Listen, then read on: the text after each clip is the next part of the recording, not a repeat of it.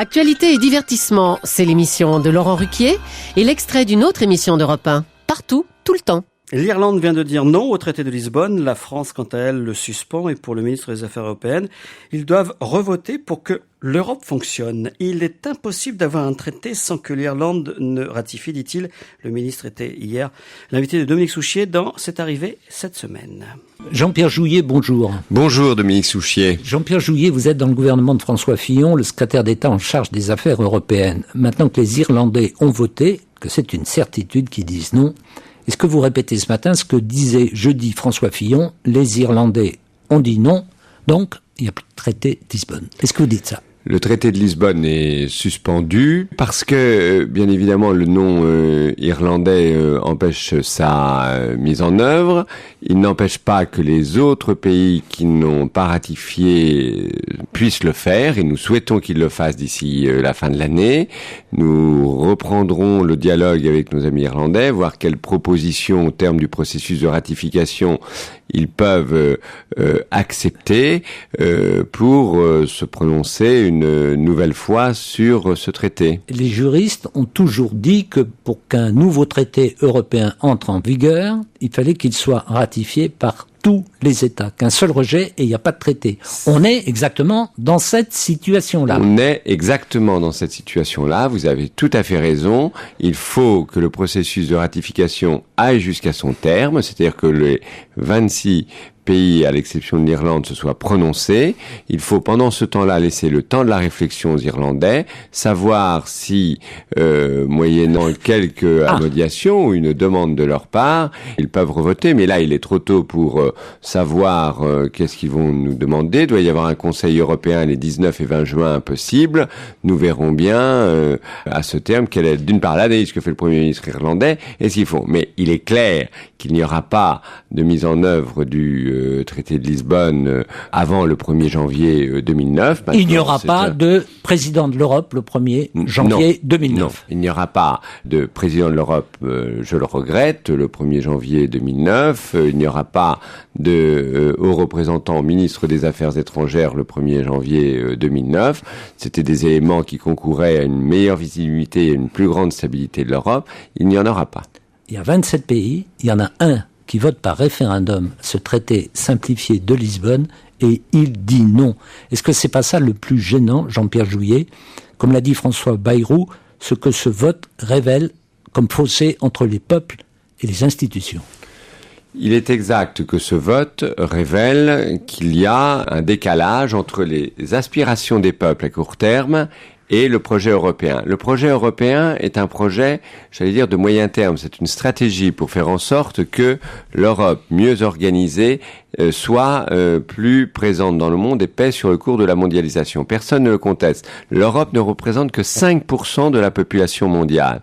Un pays au sein de l'Union européenne, que ce soit un grand pays comme la France, que ce soit un pays de moindre dimension comme l'Irlande, ne peut pas aujourd'hui dans le monde penser que seul il arrivera à peser sur le cours de cette mondialisation. Les Irlandais en ont jugé autrement, donc on s'y est mal pris avec eux. On s'y est mal pris avec eux, vous le reconnaissez. Je reconnais qu'il y a un décalage et un défaut, non pas d'explication, parce que je pense que cela est expliqué, mais un décalage entre les aspirations à court terme et le projet à moyen terme. Voilà vous souhaitez que les Irlandais soient appelés à voter de nouveau. Vous dites qu'il n'y a pas d'autre solution que celle-là. Non, je n'en vois pas d'autre, mais je crois qu'il serait stupide et contre-productif de vouloir les presser à revoter. Soyons simples, il y a deux solutions.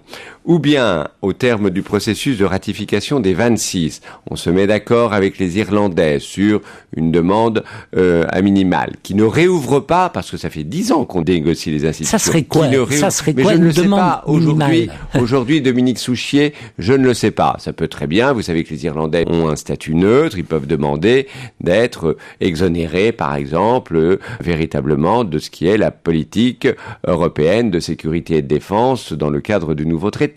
Ils peuvent demander cela, mais je n'en sais rien. Il faudra qu'on ait des consultations avec eux. Mais ils peuvent le demander. C'est pas quelque chose. C'est une adaptation, ce que l'on appelle marginale, qui ne concerne que les seuls Irlandais. Dans les cas précédents, c'est comme ça que nous avions travaillé. Bon, donc nous verrons ce qu'ils nous demanderont et le temps qui leur paraîtra nécessaire pour revoter. C'est la première chose. La seconde chose, c'est que nous continuerons à travailler dans le cadre du traité actuel et que les priorités de la présidence française ne sont en aucun cas remises en cause. C'est-à-dire que la présidence française, elle a une formidable opportunité de montrer justement que l'on peut faire de la politique et que l'on peut développer des politiques communes en matière écologique, en matière d'immigration, en matière agricole et alimentaire et bien sûr aussi en matière de défense. Donc on doit se concentrer, au contraire, avec ce nom nous incite à nous concentrer sur véritablement des politiques communes pour montrer que l'Europe continue à marcher. Et l'Europe continue à marcher. Vous excluez totalement que l'Europe continue sans que l'Irlande signe ou accepte. Mais il est impossible d'avoir un nouveau traité sans que l'Irlande le ratifie. Vous ne pouvez pas, c'est hier l'esprit matin, européen. vous évoquiez un arrangement juridique. C'est celui dont je viens de vous parler. Uniquement ça. C'est uniquement cela, mais il est impossible que l'Europe ait un nouveau traité sans les Irlandais. Donc soit ils revotent au terme d'une médiation, soit nous continuons à travailler dans le cadre actuel. Et dans le cadre actuel, je rappelle que vous pouvez développer aussi un certain nombre de coopération et de coopération renforcée. Donc vous pouvez très très bien, si les Irlandais n'acceptent pas de revoter, estiment qu'ils ne peuvent pas le faire, qu'on ne peut pas en mettre en œuvre le traité de Lisbonne, vous pouvez très bien sur des plans particuliers qui sont nécessaires à l'Europe, je pense à la défense, je pense à ce qui est à la gestion des flux migratoires, je pense à ce qui est la politique économique. Dans le traité, là. Elle serait pas dans le traité. Si, ce sont des coopérations qui sont prévues par le traité, mais qui permettent à un certain nombre de pays qui souhaitent avancer plus vite que les autres de nouer des coopérations spécifiques également dans le domaine spatial. Ça, on peut le faire. On peut très très bien aussi s'orienter vers ce type de modèle européen, un modèle coopératif dans le cadre du traité actuel. C'est une des possibilités également.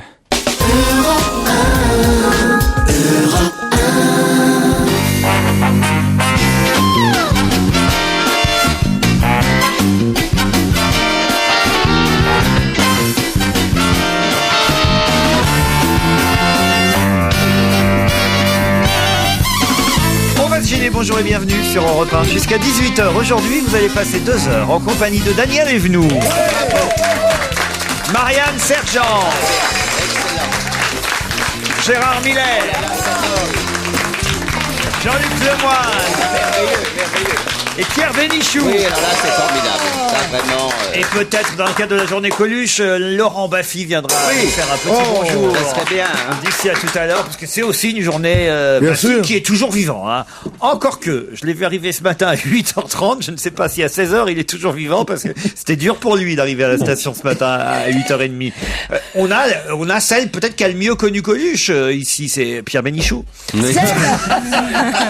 La grande Béniche. Ah, c'est vrai que nous dans un avons premier temps, j'ai failli dire Marianne Sergent, et on va pas se batailler, se bagarrer pour savoir qui d'entre nous a le mieux. C'est pas moi en tout cas, ça c'est sûr, j'ai jamais croisé. Mais qui a le mieux connu Coluche ici c'est Pierre, c'est Marianne. Bon, ben, ensemble, c'est Castel. Moi, j'ai le mieux connu Nietzsche, Freud, Kant, mais enfin bon, c'est pas... Je veux dire C'est personnellement. exactement ça qui est important avec Coluche. C'est Coluche était un des grands chagrins de la France. Comme Piaf, comme Cerdan, c'était un truc terrible ce jour de juin où il a disparu sur une route Il y a du Midi. 22 ans. Et il y a 22 ans aujourd'hui. Et en même temps, c'était le bal des hypocrites. Parce que Coluche était aimé par des tas de gens qui riaient de son truc, mais tous les intellos, presque tous les hommes les gens de la politique, les gens des syndicats, le détestaient. Coluche n'était pas du tout aimé. C'est après qu'il soit mort qu'il y a eu un consensus absolument formidable, et tout le monde a dit oui, les Restos du Cœur, cette œuvre de Coluche, oui, les Restos du Cœur, c'est un truc qu'il avait fait comme ça, qui a été très bien, et là, ce qui a duré, parce que c'est ça le drame, c'est que ça a duré, c'est que lui il croyait que c'était 1 an ou 2, et que le pouvoir public allait prendre le relais, il n'a pas pris du tout, bon. Et ça a été la réussite et l'échec de sa vie en même temps, la réussite de sa vie et l'échec de ses idées. Bon. C'est bien ton exposé, mais il y a trop d'idées à la fois. Tu partais sur une voie qui était Non, moi je trouve ça intéressante. pas mal comme résumé, il a raison. Pour Ah, le aussi faire résumer. J'essaye de résumer. Oui. Excuse-moi, Vas-y, tu peux Pierre. nous résumer Kant et Schopenhauer? Non. La journée Schopenhauer sur Europe 1, c'est pas prévu pour tout de suite. Non, Et pas animé par Baffy. mais j'espère que Laurent Baffy viendra pour la journée Schopenhauer quand même. Et Marianne, vous, c'est à ses débuts que vous avez connu Coluche. Bah oui, Café de la Gare, tout ça. Par contre, je voudrais faire une petite auto-congratulation de la chaîne parce que les Restos du Cœur, c'est bien grâce à Europe, Gildas, Maryse que ça a eu lieu parce que ça s'est fait ce matin chez Jacques Pradel. Ça s'est fait en direct sur l'antenne et c'était assez fort le jour où ça a démarré. Après, ça a été la folie furieuse. Mais c'est vrai que quand ça s'est fait, c'était pas prévu. Et Coluche à ses débuts, alors racontez-nous, vous qui l'avez connu à ses débuts. Coluche était un type normal puisqu'il a d'ailleurs, c'est ce qu'il a prôné. Vous étiez deux en salopette, chez les hommes, lui, chez les femmes, vous. Ouais, si c'est vrai. Oui. Bah si, on disait que vous étiez la Coluche féminine. Oui, sauf que je me dépoilais à la fin et pas lui l'a fait beaucoup plus tard de se dépoiler, mais enfin. C'est vrai. Oui, c'est vrai. Bon, alors, racontez un peu comment il était. C'était un type super sympa. D'abord, c'était Il y a eu fusion ou pas entre vous? Fusion, qu'est-ce que vous appelez fusion? Est-ce que tu as fait l'amour avec lui? Voilà. Non, je n'ai pas fait l'amour avec lui. Par contre, j'ai dansé le bebop avec lui. C'était un excellent danseur. J'ai dansé avec lui le bebop quand il faisait sa grève de la faim. Et parce qu'on a dit après qu'il n'avait pas fait une vraie grève de la faim, mais au début, c'était une vraie grève de la faim. Rappelez-nous, c'est quoi cette grève de la faim? Eh bien, la grève de la faim, c'était pendant la campagne électorale, quand il y a eu un moment où vraiment les médias ne voulaient plus l'inviter parce qu'il était vraiment trop dérangeant. Alors, il a décidé que si on ne l'invitait plus, puisque c'était un candidat à part entière malgré tout. Alors on invitait des petits candidats qui étaient présupposés avoir 2%, 3%, 4%. Lui à ce moment-là, il en était déjà entre 7 et 15% selon les instituts et on voulait plus le faire passer sur antenne. Donc il a fait une grève de la faim alors qu'il jouait alors encore au gymnase et il a quand même il y a beaucoup de gens qui l'ont critiqué en disant qu'il prenait des œufs durs en douce sous la table. Mais enfin pour faire ce qu'il faisait sur scène et continuer à avoir cette santé-là, même avec des œufs durs, fallait quand même être assez solide comme bonhomme. Moi, je suis une inconditionnelle, de toute façon, donc. Précisant qu'il n'était pas encore candidat, puisqu'il n'a jamais été candidat. Il était candidat à la candidature. Il n'a jamais recueilli le nombre de signatures et de soutiens qui étaient nécessaires.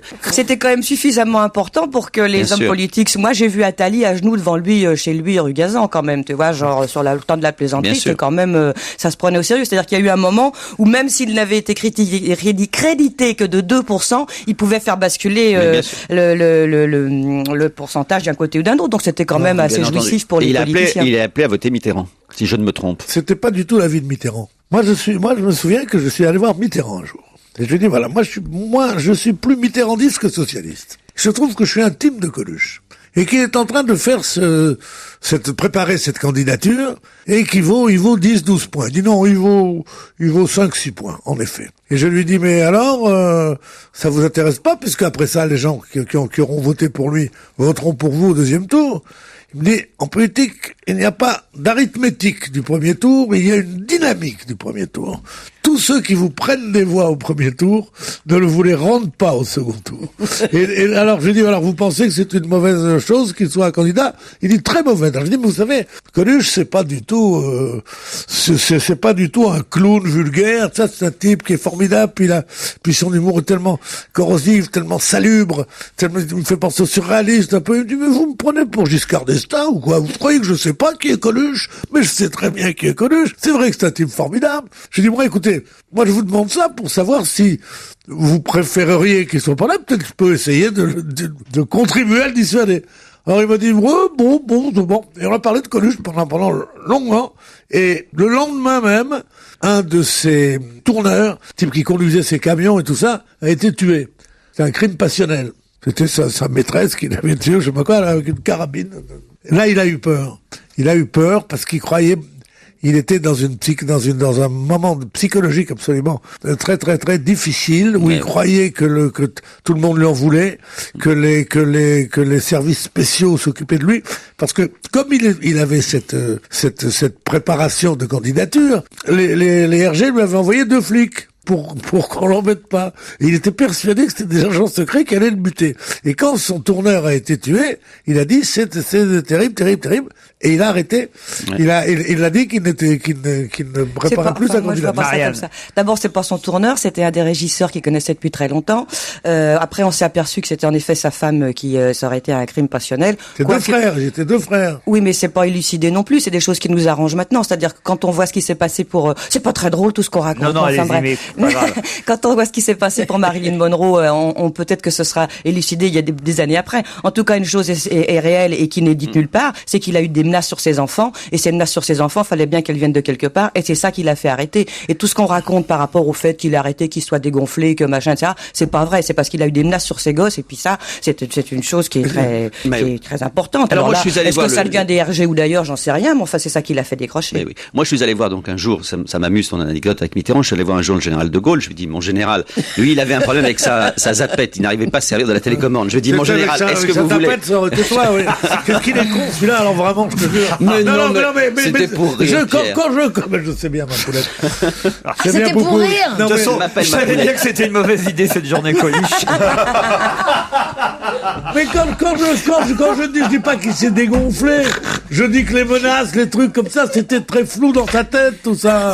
Qu'est-ce que tu es en train de me croire que je suis en train de blasphémer, maintenant on peut plus parler de Coluche? Non, qu'est-ce que vous dites, Daniel? Ça veut ça dire me fait rire parce qu'on parle de quelqu'un qui est mort. Non, ce qui est C'est drôle. triste. Moi, je l'ai rencontré, Coluche. Ah, quand même! Ah, mais plusieurs fois. D'abord avec À notre mon avis, ami. c'est ça qui l'a tué deux.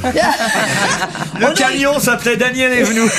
Eh bien, non, on a fait 250 km ensemble. Ah ouais? Je faisais une pute.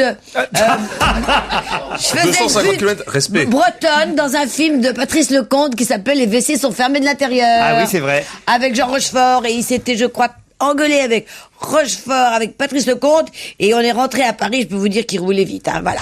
Et j'ai beaucoup ri avec lui. Je l'ai rencontré souvent parce qu'il adorait Jacques Martin. Évidemment. Et Jacques Martin était à Bobino. Et un jour, Jacques avait un truc dans la main dans lequel il parlait. Un micro. Un micro. Oui. Voilà. Moi, je connais le Daniel Evenou, je peux traduire. Un micro. Et il est... Alors que quand on vous prend en voiture, on a un truc dans la main dans lequel vous parlez.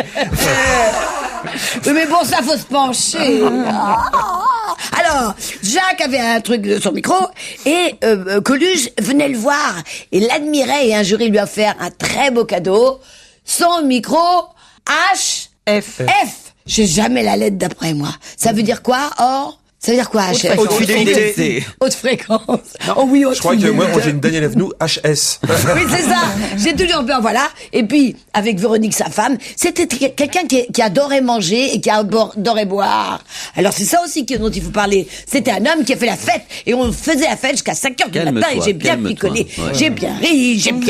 Jean-Luc Coluche. Lemoine, puisque vous n'avez aucun souvenir avec Coluche, c'est pas ça qui Je vais devrait... pas mentir, non. Voilà, mais c'est pas ça qui devrait nous déranger pour raconter un souvenir. Il y en a plein qui s'en sont pas privés depuis 22 ans, donc il n'y a pas de raison que nous, on le fasse pas aussi. Exactement, moi, je me rappelle très bien qu'il était venu dîner un soir à la maison. À l'époque, Il y a pas longtemps. À l'époque, il était fille au père chez moi, et il s'occupait de mes enfants, et c'était un garçon charmant. Alors on a évidemment toute la journée sur Europe 1 l'occasion de réécouter quelques bonnes histoires racontées ici par Coluche. Moi j'aime bien dire la vérité, mais on a tendance à dire toujours des histoires de Coluche, signées Coluche. Non, des histoires qu'il avait le don de raconter, qu'il savait mettre à sa sauce, mais pour la plupart des histoires qui existaient depuis Mathusalem. Oui, Vous mais êtes moi, d'accord, je trouvais pas qu'il était très drôle quand il racontait des histoires. Les dragées de Fuca, faites-moi rire. Oui, mais c'est pas ce ça, que pas une histoire, j'adore. c'est un sketch, ça. Moi aussi je préférais Coluche quand il était sur scène. Bien sûr. Et quand il faisait Les histoires drôles de Coluche sur Europe 1, je trouvais ça chiant comme tout. Bon, voilà une, rien que pour vous. C'est le capitaine qui visite l'hôpital de militaire. Alors, il va voir le premier, il dit, alors, qu'est-ce que vous avez? Il dit, moi, mon capitaine, j'ai des hémorroïdes.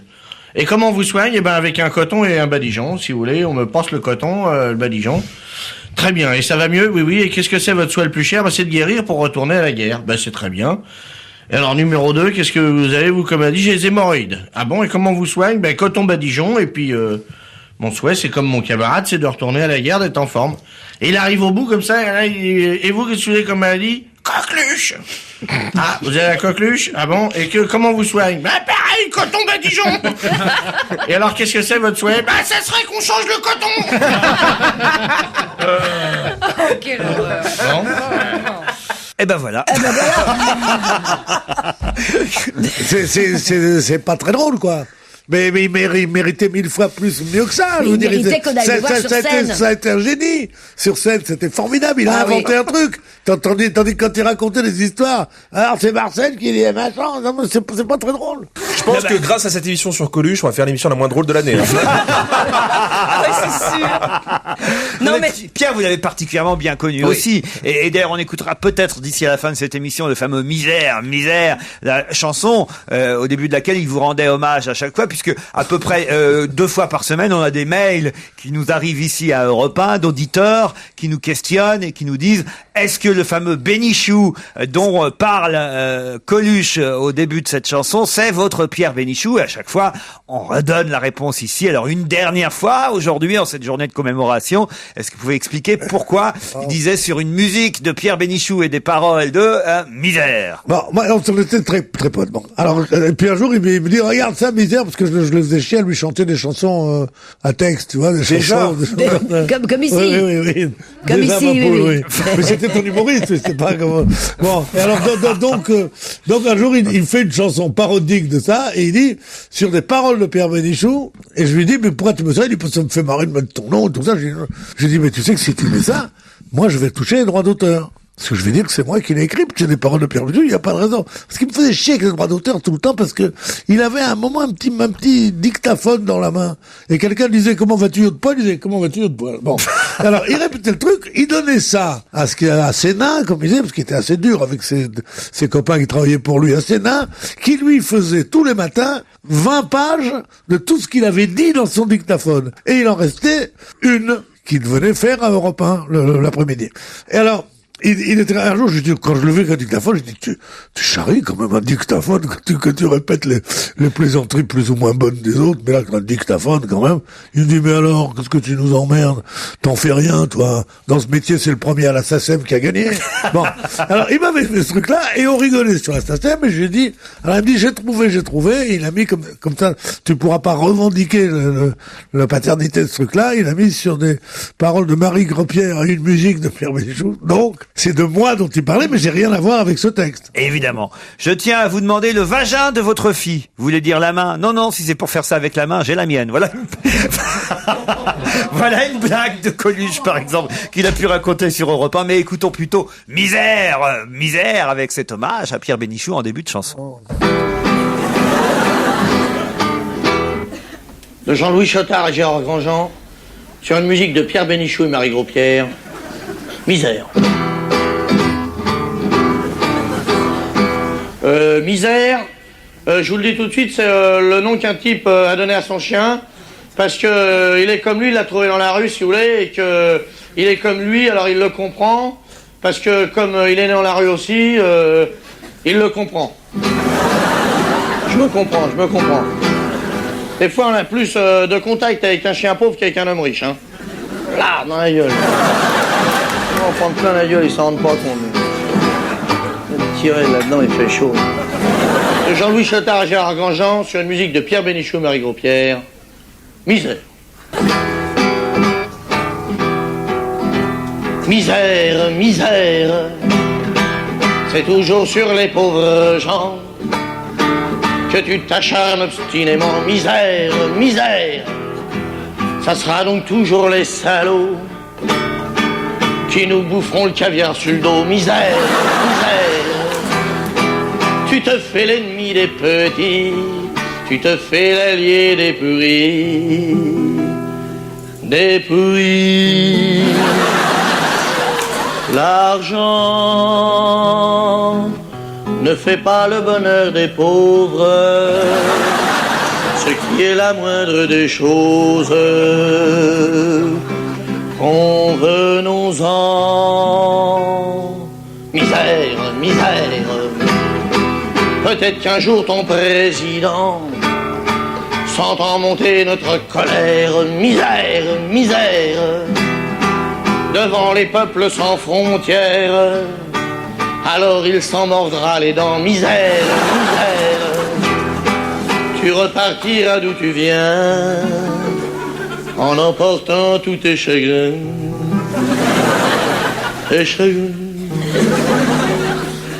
L'argent fera fera bien le bonheur des pauvres, ce qui sera la moindre des choses. Convenons-en, convenons-en.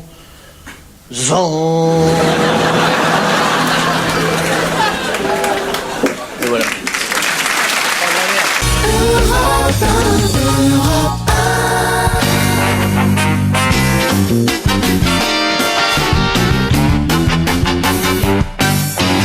Oh, allez, avant de réattaquer sur l'actualité, une autre petite blague de Coluche. Vous êtes d'accord? On essaye? Ouais, allez, ouais. hop. Ouais.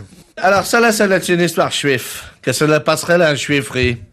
Ça ne passe pas très à Ravelich, à la cuir choupe, mais ça n'est pas loin. C'est là entre la synagogue et la cuir choupe. C'est là, il y a 2 centimètres. Alors c'est pas, il faut serrer, hein. Et il y en a justement le vieil juif qui les meurt dans le magasin. Elle a aidé. Tu sais ce qu'elle va faire? On va donner le magasin à David. Et sa femme, elle dit, pourquoi pas à Moïse? Moïse est intelligent pour le magasin, c'est bien. Elle dit, bah, d'accord. Il répond le mourant, mais la voiture, tu la donnes à Samuel. Et pourquoi tu veux la donner à Samuel et pas à Isaac? Alors qu'Isaac, il sait conduire et que Samuel, elle ne sait pas conduire. Bon, d'accord, il dit le mourant. Mais la villa, tu vas la donner à Sarah. Et pourquoi tu la donnes à Sarah, qu'elle a déjà une villa, alors que tu devrais la donner à Élie? Et le juif, il dit, s'il te plaît, ma femme, c'est toi qui meurs ou c'est moi? Elle est pas mal, celle-là, quand même. Plutôt marrante. Voilà, c'est Coluche. là on voit que c'est une époque parce qu'il avait un accent que plus personne ne comprend aujourd'hui. On voit pas pourquoi les Juifs parleraient comme ça, alors que c'était évidemment l'imitation des Juifs d'Europe de l'Est et notamment des personnes âgées qui étaient venues avant-guerre. C'est l'accent yiddish ou para c'est beaucoup plus toi que moi, c'est ça que tu veux dire. Oui. Bon, dites, j'ai quelques questions sur l'actualité, ça va nous permettre de revenir à 2008 un instant. Oh, d'autant que ça, c'est quand même terrible, hein, ce qui est arrivé à ce cheval champion trotteur, Daguet Rapide. Je sais pas si ça vous dit quelque chose, Daguet Rapide. Non. Pourquoi parle-t-on de lui dans la presse aujourd'hui? Moi, je le sais.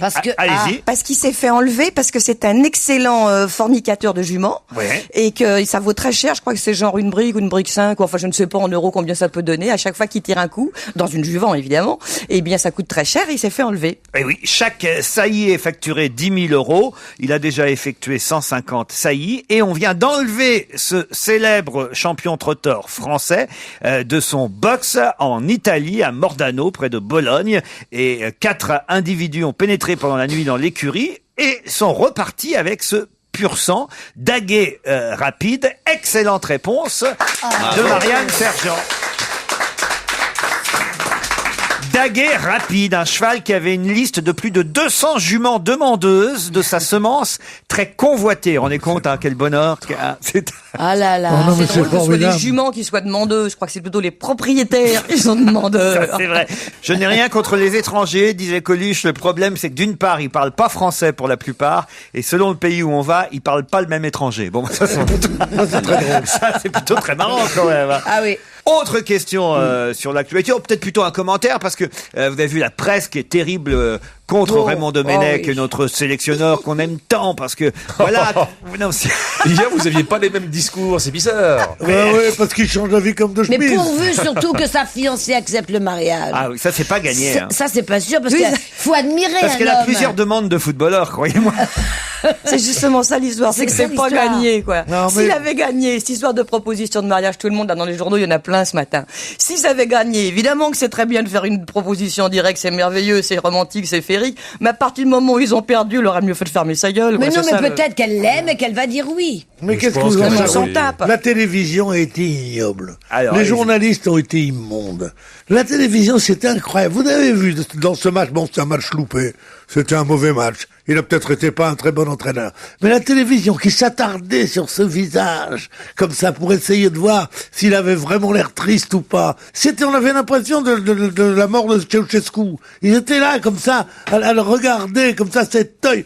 La télévision est une chose immonde. C'est la chose la plus indiscrète, la plus, C'est vrai, moins mais tu réelle. payes bien. Ouais. Alors, ils étaient là comme ça, tu sais, vous cherchez dans mes yeux la paille de l'émoi, n'ai-je pas tout perdu, le Pont-Neuf et le Louvre, et ce n'est pas assez pour vous venger de moi. C'était quelque chose de terrible. Et donc, ce type, que je trouvais nul, que je trouvais con, que je trouvais insupportable, que je trouvais ramenard, je le trouve formidable aujourd'hui. Ah oui, vous aussi. Je le trouve formidable parce qu'en fait, il est quand même moins con que les autres qui disent le groupe, la dynamique, il est là, il dit je vais peut-être me marier, il sait même pas. Il devrait partir en lisant ce très court poème de Jacques Prévert que je vais vous dire. Compagnons des mauvais jours, je vous souhaite une bonne nuit et je m'en vais. La recette a été mauvaise, c'est de ma faute. J'aurais dû jouer du caniche, c'est une musique qui plaît. Et cette chanson nous a causé le plus grand tort. Compagnons des mauvais jours, je vous souhaite une bonne nuit, dormez, rêvez.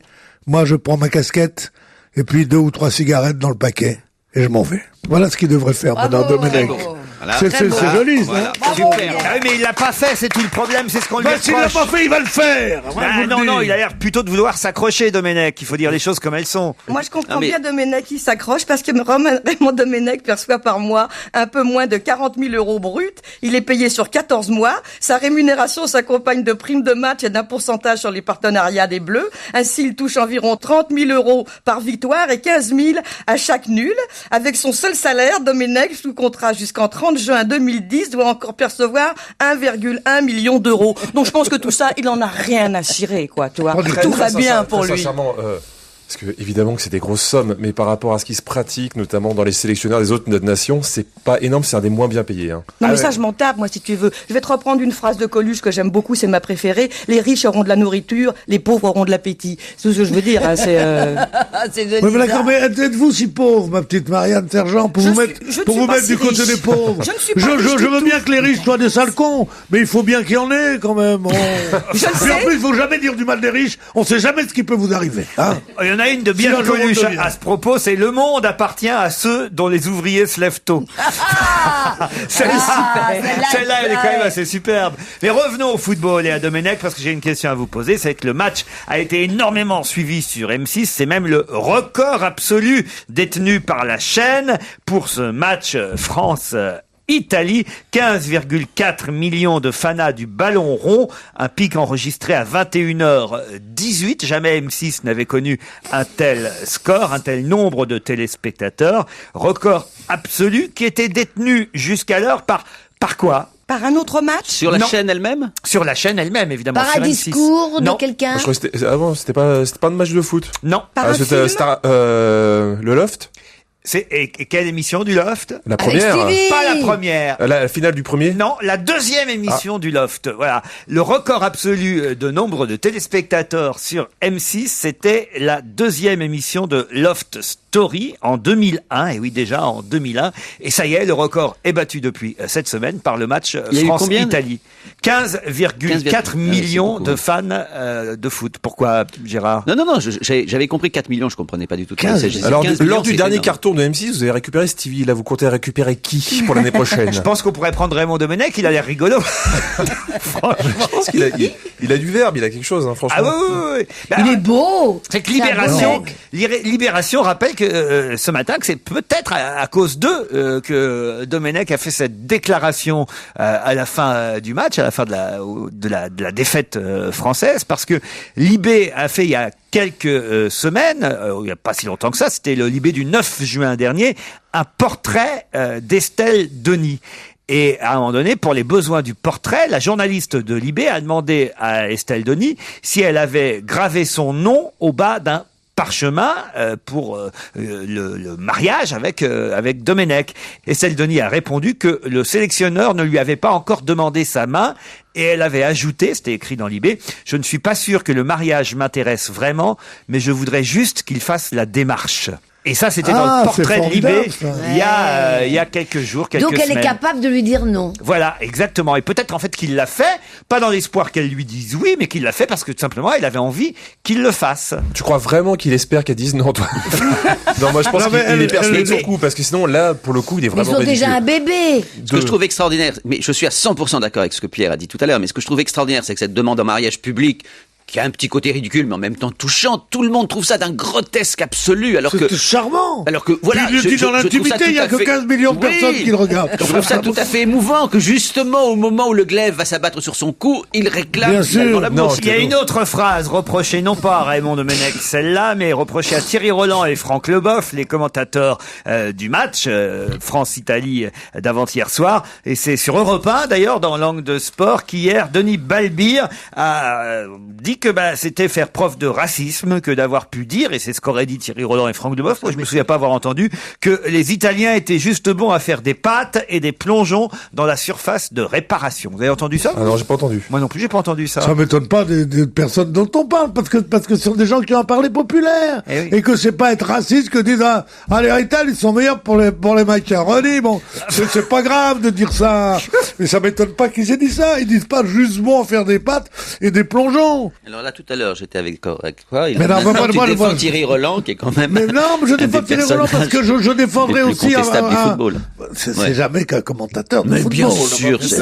Bon, alors, je défendrai violemment un commentateur italien qui dirait les Français, à part la gaudriole et puis la baguette et puis pas se laver les dents, qu'est-ce qu'ils savent faire?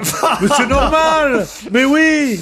Moi, ce que je reproche, on rigole avec les peuples. Ce que je reproche à Thierry Roland et à Franck Leboeuf, c'est pas le fait d'avoir été raciste en prononçant cette phrase, c'est le fait de ne pas avoir de goût, parce que tout juste bon à faire des pâtes, moi je trouve ça formidable, quelqu'un qui est bon à faire des pâtes. Moi j'adore les pâtes. Surtout Laurent les fait très bien. Franchement, pour moi c'est un compliment, quelqu'un qui est doué pour faire des pâtes, non? C'est un jaloux, Thierry Roland, de toute façon. Une petite blague de Coluche par là-dessus. Alors c'est un mec qui va voir son médecin, et puis alors il lui dit, écoutez, voilà, le matin quand je me lève, d'abord j'ai beaucoup de mal à me lever, je tousse. Et le type dit, vous habitez quel quartier? Il dit, j'habite rue de la Pompe. Ah, rue de la Pompe, oui. Et qu'est-ce que vous avez d'autre comme symptômes? Il dit, voilà, j'ai très mal partout, si vous voulez. Et j'ai des étourdissements, si je bois le moindre, je vomis tout de suite, si je mange, alors, j'ai dit, c'est formidable, vous avez un appartement comment? 4 pièces, il dit 4 pièces avec une salle de bain qui donne sur la rue avec un balcon. Ah oui. Et qu'est-ce que vous avez d'autre encore comme symptômes? Il dit, c'est horrible, j'ai des vertiges, enfin, vous voyez, le mec dit, attendez, je vais voir avec un collègue, il téléphone, il dit, c'est pas toi qui cherchais un 4 pièces rue de la Pompe? C'est monstrueux, ça. Journée. Pourquoi vous vous marrez, Jean-Luc? Parce que je vous sens dubitatif. Après cette blague, je vous sens dubitatif, Laurent. Non, mais il est marrant, hein. Pierre? Même Laurent Baffy n'en sort pas des bonnes sur ça. Journée Coluche sur Europe 1, mais de la musique aussi, avec Manu Chao et la Vida Tombola.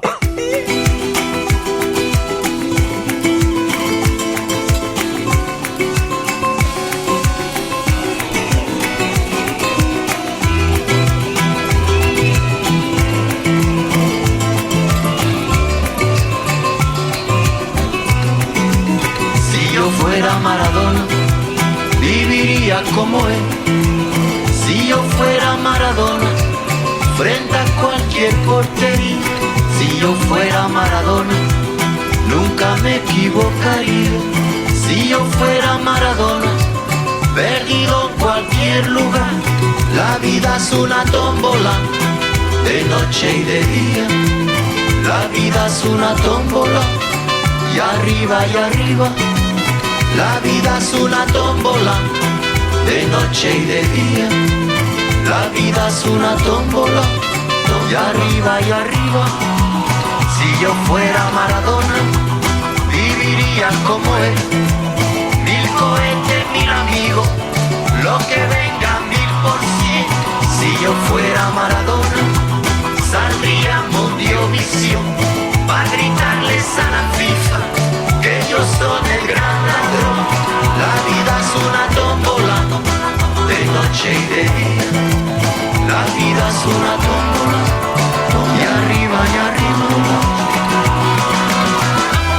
La vida es una tómbola, de noche y de día. La vida es una tómbola,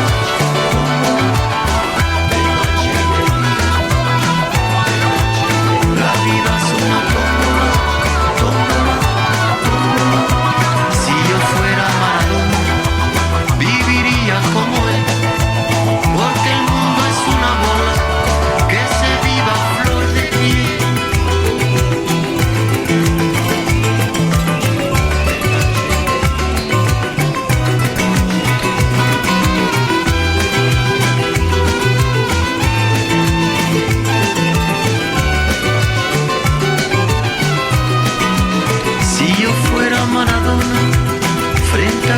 cualquier porquería.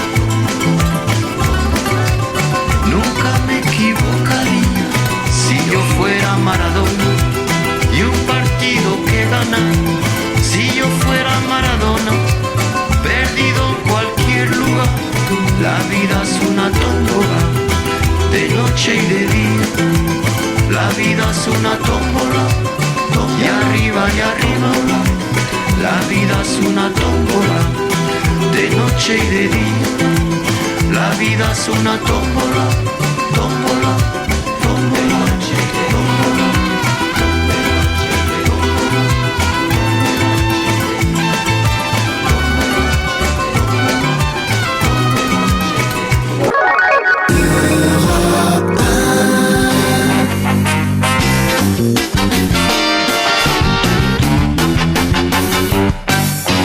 Allez, une devinette maintenant. C'est jaune, c'est moche, ça ne va avec rien, mais ça peut vous sauver la vie. De quoi s'agit-il? Eh bien, c'est M. Karl Lagerfeld qui le dit à propos du gilet. Oui, le gilet avec le petit qu'il faut avoir dans sa voiture dans 6 mois obligatoirement avec un Pas petit dans 6 triangle. mois, là, le 1er juillet prochain, Daniel Evenou. Oui, mais après, là, il ne met pas de contravention pour l'instant. Période de tolérance après. Voilà. Et il faut aussi un petit triangle, rien que le mot me fait rire. Alors moi, quand on m'a dit qu'il fallait que je mette mon petit triangle dans mon coffre, ou dans la boîte à gants, en principe, c'est plutôt le gant qui va dans le petit triangle. Enfin, quoi, c'est la vérité. Enfin, écoutez, madame, attendez, le triangle. Ah, le jour où il y aura une journée Daniel Evenou, on en aura des conneries à diffuser. Hein. Bah, le petit triangle, attendez, soyons pas faux cul, on a toutes pensé à ça. Non, je suis pas normal alors. Toutes, y compris Karl Lagerfeld. Ouais, elle est drôle cette Je trouve campagne. cette publicité est formidable. Ouais, quand même. C'est jaune, c'est moche, ça ne va avec rien, mais ça peut vous sauver la vie, Ouais, c'est un ouais. truc. Bah, écoute, Ce qui est terrible, c'est que dans un premier temps, j'ai cru que c'était vraiment un truc de mode de Karl Lagerfeld, moi. Je pensais pas du tout que c'était des gilets pour la circulation et la sécurité routière. Je voudrais pas faire systématiquement du populisme, mais on nous dit que si on n'a pas puisque ça va de rapport obligatoire, ça va nous coûter 135 € d'amende dès le 1er octobre. Par contre, on ne nous dit pas combien ça va nous coûter à l'achat. 15 euros. 15 euros. Environ 15 euros dans les stations-service et autres lieux du même genre. Rassurez-vous, ce n'est pas du populisme que vous faisiez, c'est du misérabilisme. Si ça vous chaud, mon cher. Mais qui l'a acheté ici autour de cette table? Moi, j'en ai acheté 2, moi, pour emmerder Sergent. Et j'ai dit, c'est tout ce que ça coûte avec tout le pognon que j'ai? Donnez-moi 3. Et voilà. Et elle m'a dit, mais sauve-moi la vie. Donne-moi un. J'ai dit, non, crève. Ah non, non. J'ai la dent dure, moi. Mais pourquoi il y a eu cette idée? Parce qu'il y a eu vraiment beaucoup d'accidents? Oui. Beaucoup de morts? Non, non, c'est juste comme ça, ils se sont dit, ça peut me faire marrer. Oui. Mais c'est pas Karl Lagerfeld qui a fait le gilet, quand même. Si, c'est lui qui... C'est même lui qui a eu l'idée de la campagne, hein. Si, c'est qui a eu tout. l'idée, Bien sûr. Bien sûr, mais il fait des voitures maintenant. Ouais. Et c'est lui qui donne les permis de conduire. Voilà. Alors, Karl Lagerfeld, c'est vraiment un des hommes les plus laids que je connaisse. Ah oui, parce C'est la qu'il a jalousie perdu qui fait 60 parler. kilos maintenant. Il aurait mieux fait de gagner les un peu. garder. Oh, qu'est-ce qu'il est moche. Couturier Non, c'est vrai. chic pour campagne choc. Et il va y avoir aussi une campagne contre l'alcool au volant, puisque on s'est rendu compte qu'il y avait eu moins de contrôle l'année dernière que les années Bien sûr. précédentes. Et Voilà. comme disait Coluche, boire ou conduire, il faut boire. Alors, il faut pas boire au volant, disait-il, parce qu'on peut renverser. Ça, c'est drôle, tout ça. Ça, c'est des vrais mots. Voilà, ça c'est des vrais mots. Journée Coluche sur Europe 1, mais on continue aussi à commenter l'actualité. Et je vais vous demander où est-ce qu'on a pu voir hier Marie-Laure Augry, Daniel Mermet et Audrey Pulvar. On les a vus à la manifestation à la Bastille République pour la défense de l'audiovisuel public. Bonne réponse de Gérard Miller. Non, pas une manifestation pour la défense de l'audiovisuel public. Tous ces syndicats de la télévision Oui. qui ont hurlé, qui étaient absolument, qui bouclaient, qui dominaient tout le monde de l'audiovisuel, Oui. qui ont hurlé contre la publicité, qui ont dit mais qu'est-ce qu'on va devenir comme l'Amérique, un truc où on va nous apprendre à nous brosser les dents alors que nous vous parlons des Oui. filateurs dans les usines et dans les Attention machins. à la chute. Aujourd'hui, ils descendent dans la rue pour dire rendez-nous la pub. Mais oui ou non? Non. Je pense qu'ils sont prêts à garder l'argent sans prendre la pub. Oui, sans prendre la pub, tu vois. Pas du tout, ils C'est disent... tout le problème du ils financement de la télévision publique. disent, tant qu'on finance pas, on veut garder la pub. Bah oui ou non, ils veulent garder la pub. Et ils veulent surtout que ce soit financé. Oui, donc comme ça. on a pour l'instant le Mais qu'est-ce financement qu'ils ont de à dire si c'est financé ou pas? C'est quoi? C'est les patrons de quoi? On sent que Pierre Bénichou, il sera pas à la télé à la rentrée. Maintenant, il s'en fout. La télévision, il y a un an, il aurait pas tenu le même discours. Ah, nous voulons absolument financer, mais tu finances quoi? Puis en plus, quand tu finances bien, qu'est-ce qu'ils font, la gauche qui arrive au pouvoir? Qu'est-ce qu'elle met à la télé? Guy Lux. Alors il faut bien le savoir. Mais non, elle a fait retirer, au contraire. Non, la gauche, elle a plutôt Mais retiré non, elle a Guy Lux retiré qu'elle Guy l'a Lux. mise. Elle a mis Guy Lux. Non. Ah non. Alors, raconter n'importe rappelle-toi, quoi. alors là, t'étais C'est pas né en contraire. 80, Mais non, c'est le contraire. Mais enfin, Pierre, je connais alors un peu l'histoire de l'audiovisuel. Moi Autant aussi. que vous, Guy Lux, ce sont les années 70 à la télévision, et c'est plutôt au début des années 80 qu'on a commencé à moins voir Guy Lux Et à les l'écran. gens criaient dans la rue à Guy Lux. Bonne réponse de Laurent Ruquier. Non, mais moi, je me souviens. Mais Pierre, parce que je vous le dis. Ah bah moi aussi, La dernière émission produite par Guy Lux à la télévision dans les années 80, c'était La Classe, qu'il n'animait même pas, et éventuellement un peu Interville. Attends, alors je me trompe peut-être. Mais les grandes émissions... Peut-être, tu t'es complètement... Mais les grandes émissions... attaqué la classe ouvrière, mais les grandes émissions de variété... Ta seule présence ici est une insulte à la classe ouvrière. Parce Pierre que moi, Bénichou, oui. pardon de vous le dire, malgré mon jeune âge, peut-être par rapport au vôtre, je connais bien l'histoire de l'audiovisuel public, et je peux vous dire que toutes les grandes émissions de Guy Lux, présentées par Guy Lux et Sophie Darel à l'époque, que ce soit Cadence 3, Cadet Roussel, le palmarès des chansons et tout ça, c'est la fin des années 60 et toutes les années 70, jusqu'au début des années 80, où Guy Jusqu'à Lux, l'arrivée de Mitterrand. Guy Lux et, entre autres, Daniel Gilbert ont fait partie des animateurs éjectés de la télévision. Bon, alors on en a Ça repris invalide d'autres, tout ce que tu as dit. encore plus. Mais tu confonds avec quelqu'un, mais cherchons qui. Oui. Ah, Mais tu- une telle Guy erreur Lux. invalide tout ce que tu dis depuis 8 ans à la radio. Là, il y a tout d'un coup un manque de Pierre, là, crédibilité. vraiment, je comprends pas ce qu'il Je pense que Domenech Oui. n'aurait pas dû le sélectionner. Allez, une petite histoire de sexe maintenant. Tu sais quel est le seul animal, le seul animal qui dans sa carrière peut changer plusieurs fois de sexe? Le morpion. Moi, j'aime mieux ça, moi, tu vois. Oui, t'aimes mieux les morpions? Bah, c'est une affaire de goût. C'est une affaire de goût, ma chérie, y a pas de problème. C'est ce type d'histoire-là. Il y en a d'autres, des histoires, là. J'en ai quelques-unes que Coluche a pu raconter sur l'antenne d'Europe 1. Je me promenais dans Londres, il y a eu un coup de vent et la jupe d'une bonne femme en face de moi s'est soulevée tout en haut. J'ai regardé, tu penses tout ce que j'ai pu, j'ai regardé, et la bonne femme m'a vu. Elle m'a dit, mais vous n'êtes pas un gentleman, monsieur. J'ai répondu, bah vous non plus, apparemment. Bon, c'est plutôt marrant, ça, quand même. Vachement. Pierre Bénichou a de mauvaise humeur. Oui, Ah oui, oui, ça se voit oui. pas du tout. Franchement, Pierrot, qu'est-ce qui Pas vous du arrive? tout. Le meilleur de Coluche, j'aimais pas dans ces petites histoires-là. C'est tout ce que je voulais dire.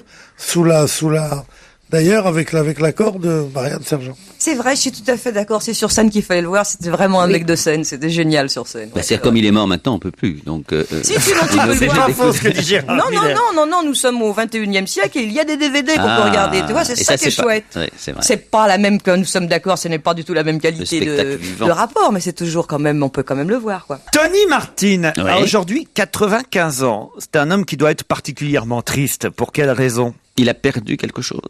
Ou quelqu'un. Quelqu'un. Sa femme. Oui. Il a perdu sa femme. Elle avait de jolies jambes, sa femme. Oui. C'est Charis. C'est Charis. Sid Charis. Bonne réponse de Pierre Bénichou. Oh. Elle est morte à l'âge de 87 ans. Elle avait un mari un peu plus âgé qu'elle, 95 ans. Tony Martin, un ancien crooner. Ils s'étaient remariés ensemble en 1948. Et lui vit encore, son mari de Il avait 95 ans. fait assurer ses jambes. Oui, c'était pas le but de ma question, mais... Non, mais j'ai regardé cette nuit à la télévision Singing the Rain. C'est dur à dire, ce truc-là, hein. Les plus Elle belles était jambes du monde. sublime. Elle avait. Ouais, c'était Ouais. la- Vous c'était aviez connu. fait assurer votre cerveau et ils vous ont jamais remboursé, hein. Non, parce qu'il y avait une franchise à payer. Oh. Il y avait une grosse franchise. Bon. Puisqu'on parlait de service public, justement, qui a fait sa réapparition hier sur une chaîne de télévision publique? Une vedette des années 80. Même d'avant. Un garçon? Sabatier, non. Un garçon. Sabatier. Sabatier, Non. Un homme très âgé aujourd'hui? Oui. Très, très âgé? Très âgé. Un mort? Un mort. Qui on a déterré alors? Non, je veux dire quelqu'un. Coluche, là, aujourd'hui. Non, mais attendez. Attends, mais il y a tellement de gens qui sont morts, on les a oubliés. Est-ce que Roger Lanzac est mort? Oui. Oui. Roger Lanzac, elle était une folie sur Roger Lanzac. Enfin. Je peux même te dire que Roger Lanzac, on l'appelait le grand sympathique. on l'appelait. Oui, mais enfin, à chaque fois, on le dit, ça va. C'est pas Roger Lanzac. Attends, qui est-ce qui est mort? Qui est pas mort? Un homme de radio? Ah, moi, pas Roger Lanzac, je vois pas. De toute façon, Je vois pas de qui on peut parler à la radio. Je sais pas pourquoi il m'est revenu aujourd'hui. C'est pas Roger intéressant. Lanzac. Quand il y a des Roger Lanzac partout. C'était pas lui qui avait dit à Mireille Mathieu. Quoi? Oui, non. On devrait faire une spéciale Roger Lanzac. Ça, c'est autre chose. Et l'homme des 1000 francs, c'est pas celui-là qui est réapparu? Non, il est mort aussi, Lucien Jeunesse. Ah bon? Eh oui, il s'appelait Jeunesse, mais il est mort de vieillesse. Qu'est-ce qu'il y a comme mort Il faut bien que aujourd'hui? Jeunesse se passe. Attendez, qui n'est pas C'était mort? quelqu'un qui animait des émissions de télé? Non, pas du tout. Il était C'était comédien? la politique? Pas comédien, un peu sûrement. Politique, oui. Qui a fait ça? Réapparition hier, donc c'est la question sur une chaîne de télévision publique. Un politique Et qu'on n'avait has-been. pas vu depuis longtemps, hein. À propos d'un dilemme politique en ce moment. Pas particulièrement. Un homme de gauche? Oui, ça on peut le dire, oui. Léon Blum. Qui a été qui a été ministre? Léon Blum. Qui a été ministre? Non. Non, mais vous n'avez pas posé une question essentielle. Français? Non. Est-ce que c'est par hasard Sharon? Non, mais allez-y, c'était quoi votre C'est question? pas la télévision française. C'est pas sur une chaîne de télévision publique Anglaise, française. Voilà. alors. Et Américaine, voilà, bravo américaine. Gérard. Pas américaine. Et pas anglaise. Pas russe. Allemande. Anglaise. Pas anglaise. Américaine, non. On va faire le tour Italie. Surtout pas américaine. Allemande. Russe, chinoise? Mais c'est Espagne, Ben Laden Portugal. qui est apparu. pour Non, animer non un plus. jeu. Non plus. Surtout pas américain. Mais on Est-ce a que dit c'est tous les quelqu'un? pays. est-ce Oui, que- il est dans une case de l'Académie des Neufs. Ben Laden. C'est quelqu'un qui est sur l'axe du mal? Sur l'axe du mal. Comme disent les Américains. Oui, à propos des- évidemment, puisque je vous dis plutôt surtout pas américain, Gérard, mais faut-il trouver qui? Donc c'est un ennemi. En Irak. Bon, écoutez, enfin, franchement, qui a fait ça? Castro, Fidel Castro. Fidel Castro, bonne réponse de Gérard Miller. Ça y est, il est reviendu, comme dirait l'autre. Pour la première fois depuis 5 mois, Fidel Castro est apparu à la télévision publique cubaine dans la nuit de mardi à mercredi, âgé de 81 ans. On l'a revu dans son désormais traditionnel, survêtement, Adidas d'ailleurs, je crois, apparaître à l'écran. On sait que maintenant, il ne dirige plus l'État, mais quand même, il est toujours là, toujours vivant. On semblait avoir oublié qu'il était encore vivant. Mais de temps en temps, il a fait des petites fait- déclarations. oui. Parce que le frère démocratise à mort. Enfin, il donne des tas de Raoul. gages. Et le Raoul. Et il est devenu chef de l'État maintenant. Et Castro, enfin Fidel, reste dans son coin. Et de temps en temps, il donne une petite interview dans un petit journal en disant faudrait quand même pas charrier. Le socialisme vaincra ou mourra. Enfin, tu vois. Après avoir donné les pleins pouvoirs à son frère, comme toujours dans ce genre de situation, il donne les pleins pouvoirs et après il essaye de lui rodier son autorité par des petites. Oh, tu sais, l'âme humaine, c'est pas beau, hein. Vous verrez C'est pas qu'un très jour, joli, l'âme humaine. là-bas à Cuba, il y aura sur une chaîne de radio, dans un jeu un peu identique au nôtre, un animateur qui demandera qui a fait sa réapparition sur une chaîne de télévision Pierre publique. Bénichou. Et les gens devront répondre Pierre Bénichou et Gérard Miller. Qui seront tous les deux en survêtement aussi. C'est bien possible. Non mais tu sais, on pourra pas nous parce qu'on est barré. Il y a un duo là-bas qu'il a à la télévision avec lui. On est complètement barré par ce duo tous les deux. Mais ça fait rien. Tu veux dire on fera une émission le Zemmour et samedi Nolo soir et on Non, s'appellera mais il faut Allez vous expliquer. coucher. nous appellera. Il faut expliquer que Pierre souhaite que nous fassions un duo à la télé, dans la lignée de votre célèbre duo Zemmour-Nolo. Alors on n'arrivera pas à ce talent-là. Hein. Enfin, on s'efforcera. Mais regarde-moi ce vieux jaloux, ce vieil aigri. On sent Mais l'amertume c'est à incroyable. mort. Mais c'est Absolument vrai, l'amertume, c'est oui, vrai. bien l'amertume, mais oui. C'est pour ça qu'il était un petit peu Non, chiffon mais tout à l'heure c'est sur pas le que- service public. C'est parce qu'ils sont pas très bons. Non. Mais écoutez, on rêve. Mais quoi, vous voulez pas non plus que j'ai de l'amitié pour les gens, non? Ils me piquent mon boulot. Mais tu sais qu'il y a des gens- Ah, il pique mon boulot. Mais il y a des gens qui t'écoutent, tu sais. Non, et alors? Mais ça doit les choquer. Mais j'ai craché sur la honte depuis longtemps, moi. Allez, après 17h, on reviendra ensemble sur l'actualité et aussi la journée Coluche en présence, je crois, car je l'aperçois derrière la vitre, de Laurent Baffy. À tout de suite.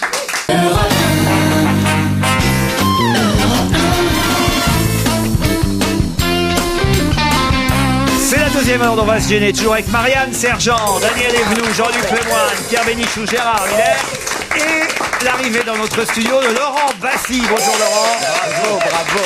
Pour la journée Coluche sur Europe 1, je vous ai vu arriver ce matin vers 8h30 à la station. C'est un marathon, c'est le Téléthon que vous faites en fait aujourd'hui, Laurent Oui, Baffy. et puis moi je me lève jamais le matin. Là, je suis parti à l'heure à laquelle je me couche d'habitude et mes enfants ne m'ont pas reconnu, ils m'ont vu partir à une heure normale. Et ils ne comprenaient pas pourquoi papa allait affronter le froid, les éléments, pour gagner leur pitance, quoi. Et c'est pas normal pour eux. Je vous les présente, les éléments, tiens.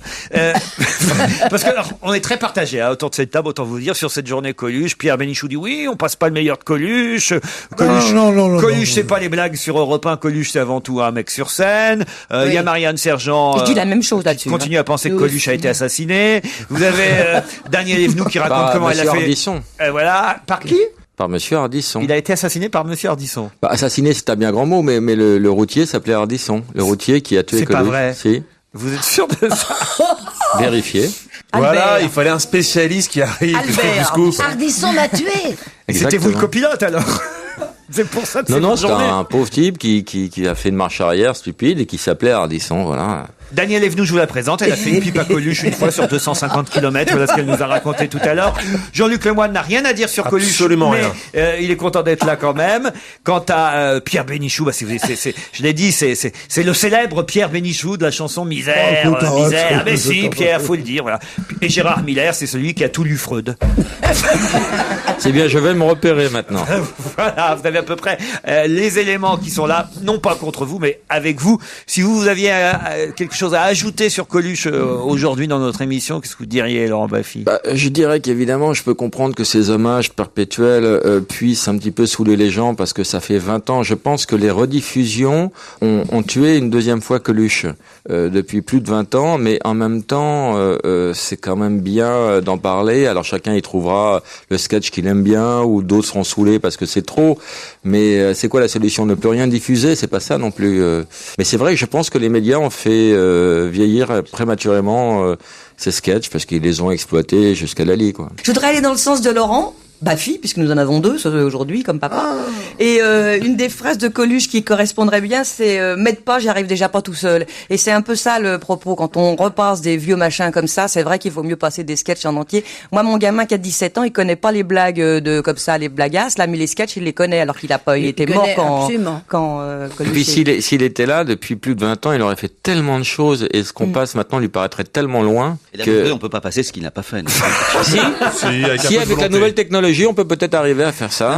Oui, il y a un sketch que j'aime bien, c'est On n'a pas eu de bol. C'est pas un des plus connus, mais il est plutôt marrant. On n'a pas eu de bol. Hein. On arrive en vacances avec ma femme et mon beauf. C'était un port. Oh, mon beauf, hein. Alors, on voyait pas la flotte, il y avait le bateau qui était serré. On s'est assis à une terrasse, on a mangé une friture. Je sais pas si c'est d'avoir été ballotté toute la journée à la bagnole ou quoi. On a été malades. Ma femme a déglobillé sur son paletot. Alors, je vais vous dire, le poisson, quand c'est pas frais, déjà, à manger, c'est pas bon, hein. Mais alors, à vomir. Alors, après ça, on était à la plage. Alors, au début, il y a des vagues, mais même pas nettes, hein, vous voyez. Vagues, bon. Après, il y a une rangée de bouées avec des petits fagnons, et après, il n'y a plus rien. C'est une escroquerie, n'y allez pas pour voir quelque chose, il n'y a rien à voir. De toute façon, il y aurait quelque chose, c'est interdit de dépasser les bouées. Moi, j'ai nagé jusqu'à là, j'ai dépassé les bouées, au début, il siffle, après, il tire. Je suis rentré. On était pour se casser, il y a un vieux qui nous a dit « Ah, mais attendez, le soir, le soleil se couche. Et c'est beau. » Bon, alors on a attendu.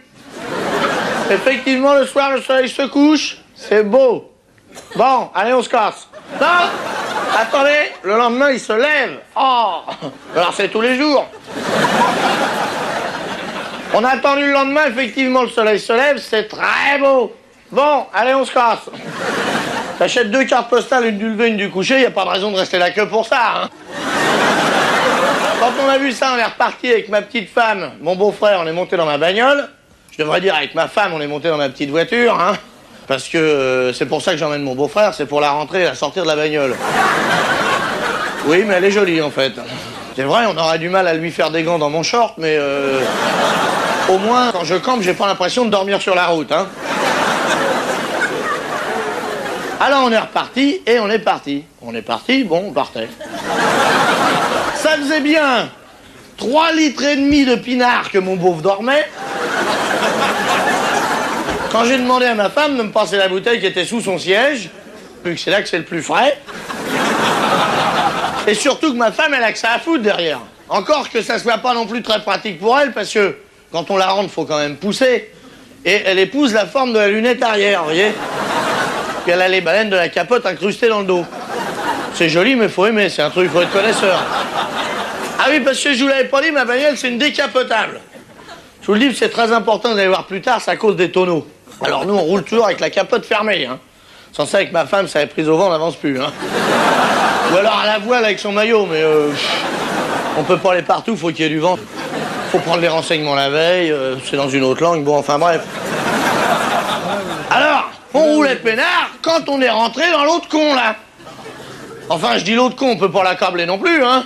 Lui, il roulait pas vite, il roulait à droite, hein, bon, et puis il est mort. Alors... Mais merde, les autres nous avaient bien évité jusqu'à là, alors. On s'habitue aussi. Les gens le savent qu'on roule bourré, quand même.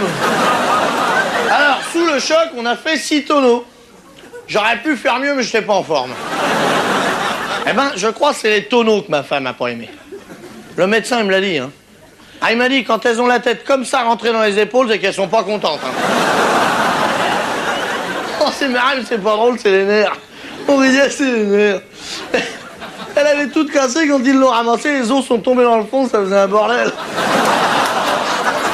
Elle avait toute cassée, un mec qui l'énumérait à l'hosto. Les jambes cassées, alors t'écris, les jambes cassées, les bras cassés, et les côtes, et la tête, alouette, ah, c'est marrant. C'est les nerfs. C'est pas drôle, c'est les nerfs. Alors, comme elle est toute cassée, au lieu de lui plâtrer et tout, ils ont décidé de la laisser prendre dans le bac de plâtre. Comme ça, pour eux, c'est bonnard, ça leur fait qu'un voyage. Hein. Ce qui fait qu'on peut pas savoir si elle est contente parce que le plâtre, ça crispe. Par qu'elle est pas à plein, elle a passé l'hiver peinard, le plâtre s'est chauffé. Hein. Alors, on a fait 6 tonneaux, puis on est rentré dans un arbre. Heureusement qu'il y avait un arbre, parce que ça descendait, si ça se trouve, on fera encore des tonneaux. C'est l'arbre que mon beau a pas aimé, lui. La bagnole a explosé, vous savez, sous le choc. C'était une Sport qu'on avait, vous voyez, avec 2 portes. Alors, t'as la place du chauffeur, la place du mort et 2 grands brûlés derrière. Mon beauf, quand il a vu ça, il est mort sur le coup, lui. Ah, dès qu'il y a des trucs à payer, c'est pas la peine, hein. Alors, Lino, quand je dis qu'on n'a pas eu de bol, j'exagère parce que mon beauf est mort. Ma femme est dans le plâtre dans un état que les médecins ont dit qu'on aura plus vite fait d'apprendre à marcher au plâtre. Et moi, Lino, j'ai pas eu ça, et c'est du bol, hein. Et ben voilà, ça c'est le vrai Coluche. C'est le Coluche sur scène, le Coluche dans ses sketchs et formidable raconteur. Ce qui est quand même étonnant, c'est que j'imagine que c'est à peu près 25 ans un sketch comme ça, qui n'a évidemment pas vieilli du tout, alors que c'était pas le cas pour les humoristes précédents. On peut écouter avec plaisir, évidemment, j'en prends des plus anciens, Fernand Reynaud, mais Fernand Reynaud, 25 ans après, c'était déjà très vieux. Je suis pas d'accord parce que là on entend vraiment le fils de Robert Lamoureux parce qu'il y a même des intonations de Robert Lamoureux. Énormément. Et ça commence pareil, c'est-à-dire quand tu penses à la visite de Rome, Rome est très abîmée, c'est même pas bâché, comme ça. Et on entend après ça devient du délire parce qu'il a exacerbé ça parce qu'on part dans l'accident. Alors là ça devient c'est horrible. Lamoureux allait pas aussi loin, mais je trouve que vraiment. Si vous voulez on le fera. D'ici à 18h, on va vous retrouver. Il y a un sketch de Robert Lamoureux qui ressemble à ça. Je peux vous le retrouver. Et effectivement, vous avez raison. Il y a un parallèle entre Robert les Lamoureux, deux. Et Bigard, le premier, voilà, dit, le reprend et rend souvent hommage à Robert Lamoureux. Je parlais de Fernand Reynaud. Il y a des humoristes qui n'ont pas vieilli. Moi, je réécoute en mourant de rire Francis Blanche. On a passé, par exemple, ici des canulars téléphoniques de Francis Blanche.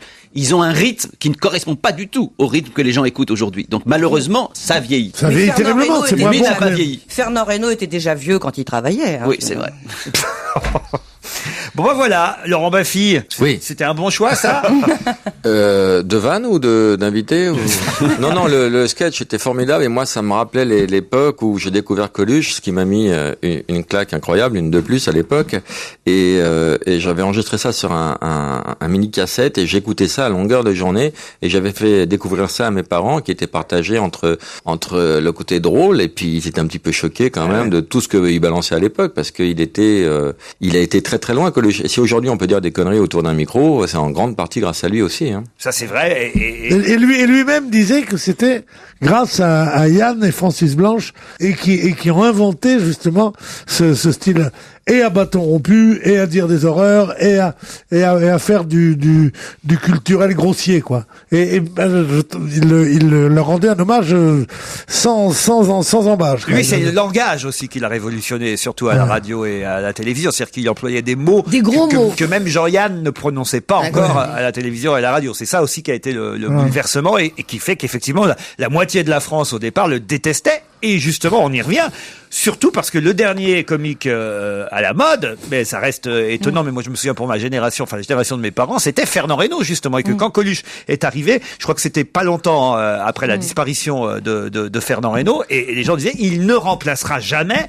Les premières réflexions c'était il ne remplacera jamais Fernand Reynaud. C'était ça quand on entendait quand Coluche est arrivé dans les émissions de Guy Lux au tout début, ce cher Guy Lux que vous aimez tant, Pierre Bénichou. Fernand Reynaud c'était un comique d'avant 68 et voilà, exactement. Et Coluche a tout balayé parce que même dans les thèmes. Fernand Reynaud, c'est le comique qui venait de la province, et lui, c'est le comique qui vient de la banlieue.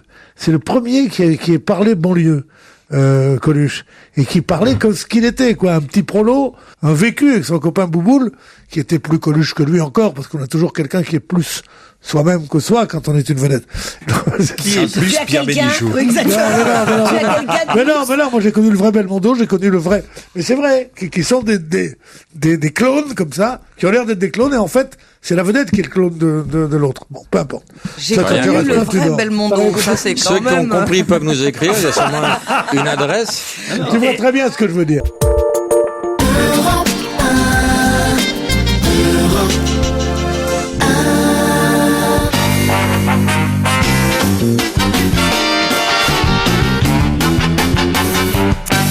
Pierre Bénichou, Gérard Miller, Jean-Luc Lemoyne, Daniel Evenou, Marianne Sergent et Laurent Baffy pour la journée Coluche sur Europe 1. Ce que je vous ai pas dit, Laurent, c'est que si Gérard Miller est là dans l'équipe aujourd'hui pour la journée Coluche, c'est parce que le nouveau Coluche, c'est lui. Il se lance dans le one-man show, vous savez. À partir de cet été au Festival d'Avignon, Gérard est sur scène, seul en scène, avec une salopette, un nez rouge. Ouais. Non, je crois que c'est le plus beau message d'espoir que vous pouviez adresser aux nostalgiques de Coluche, de dire que Gérard Miller arrive. Non, le pire, c'est les auditeurs de repas qui se disent putain, un jour il y aura une journée Gérard Miller. Comment va s'appeler le spectacle? Manipulation mode d'emploi. Hein? C'est déjà un bon titre. Hein. C'est déjà pas de un chèque, bon titre. merci. J'avais imaginé pour un psy aussi. Pas de chèque, merci. Oui, que des espèces, c'est souvent ce que vous demandez. Vous irez le voir, Gérard Miller, sur scène. Bien sûr. Ah, c'est un de nos maîtres dans le... Un jour de déprime, ça peut remonter le moral. Est-ce que vous êtes prêt à participer un peu à notre petit jeu sur l'actualité? On va voir si vous pouvez répondre à cette question qui me touche, je dois dire. Alors, qui te touche alors? On dit un prénom? Football ou Le Havre? Pardon? Le Havre. Non, pas football, pas Le Havre. Ça se passe à Édimbourg, à la gare d'Édimbourg pour être très précis. Et là-bas, il y a quelque chose d'original, d'étonnant, dans l'annonce de l'arrivée des trains. Quoi donc? Ah, moi je le sais. Ouais, moi aussi j'ai vu. Celui qui fait les annonces, c'est un Français. Et comme il a l'accent français, là-bas, ça les fait bander à mort de l'entendre, les femmes, là-bas, l'entendre. Ou ils se foutent de sa gueule aussi, un petit peu. Et il s'appelle Ruquier. Je préférais ce que disait Marianne Sergent. Bonne réponse de Marianne. C'est un Français. Mais il y a un orchestre maintenant? Vous avez un orchestre aussi, c'est incroyable. C'est-à-dire que quand tu es censé être le plus jeune de la bande, on t'humilie en te mettant la cymbale. Aujourd'hui, c'est moi. Ah oui, c'est la fameuse cymbale. Bonne réponse, il y a un coup de cymbale. On n'a pas ces moyens avec Julie. Hein. Ah, c'est pas vrai. Non. Julie joue de la fait ça à la trompette, bouche. On n'a pas d'instrument. Redonnez un petit coup de cymbale, voilà, pour Marianne Sergent et cet accent français. Selon la BBC, effectivement, une gare d'Édimbourg en Écosse emploie un Français pour annoncer ses trains dans un accent Frenchy romantique qui ferait, paraît-il, des ravages auprès de la clientèle féminine qui trouve ça plutôt sexy. Et il faut dire que Vincent Houplin, c'est son nom, est marié c'est son nom, c'est pas ma faute, il est marié à une Écossaise et voilà pourquoi évidemment il vit là-bas et il a été choisi. Pour la première fois, moi qui prends très souvent le train, pour la première fois il y a quelques jours à la gare du Nord, j'ai entendu l'annonce d'un train, alors c'est vrai que je crois que c'était l'Eurostar, avec un accent anglais. Et je me suis dit mais c'est drôle, jamais on entend d'annonces avec des voix, entre guillemets, étrangères. Vous pourrez le couper au montage, ça, ou pas du tout? Eurostar. On est obligé de garder l'orchestre, la cymbale et Gérard Miller.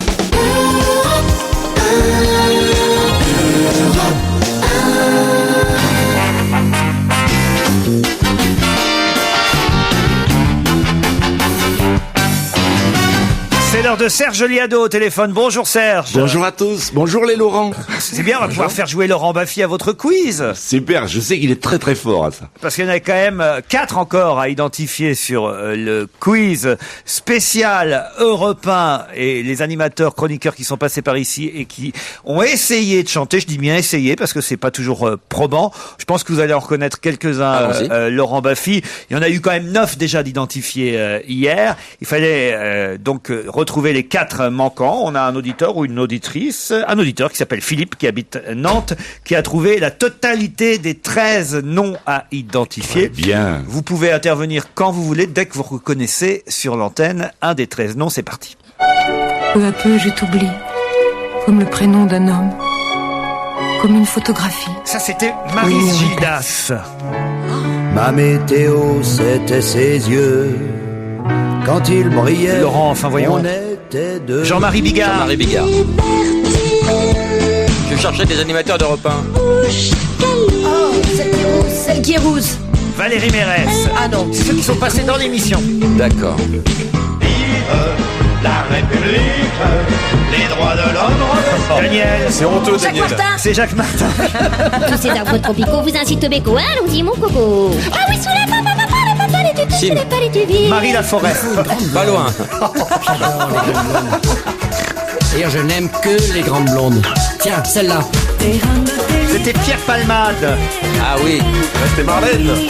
Ça, c'est Marlène. Quand on allait chez Tata, elle nous Mesraï. faisait Raphaël. la démarche avec les doigts de toutes ces bêtes-là.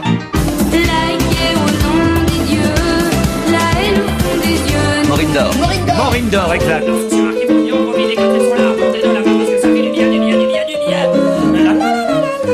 Les chemipes de l'archiduchesse sont-elles fraîches? Derek. Jean-Yann. Ça, c'est Jean-Yann. Et avant, c'était Christophe à l'évêque. Pas que la langue soit rêche.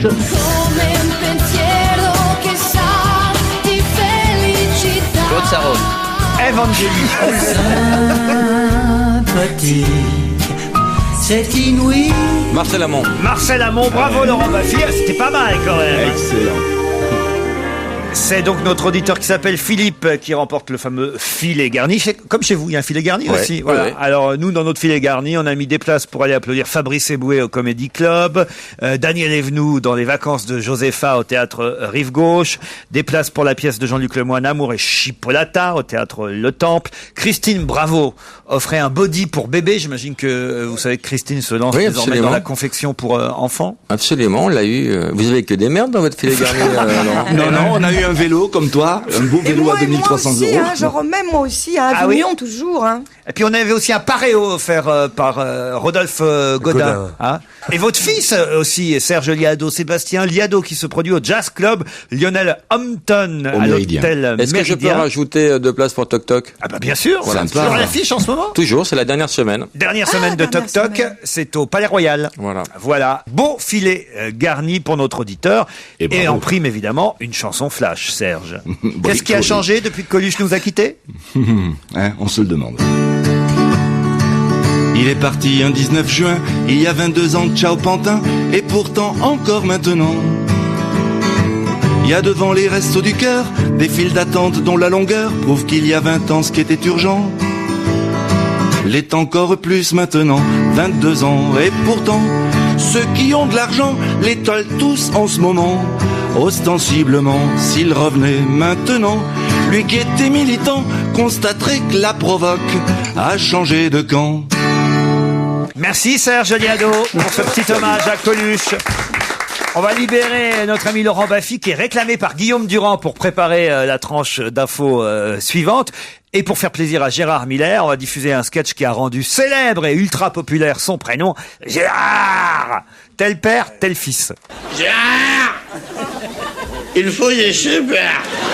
Ta mère et moi, nous t'avons élevé jusqu'à présent surtout ta mère. Évidemment, imbécile, je travaille toute la journée.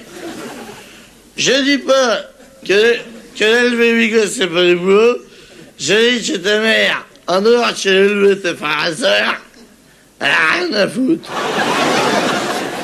D'ailleurs, tu pourrais l'aider et ainsi donner l'exemple. Au lieu de ça, monsieur donne un autre exemple. Gérard, tant que tu écoutais Migégère et les Beatles, je disais rien. Mais quand tu fumes du hakik, non!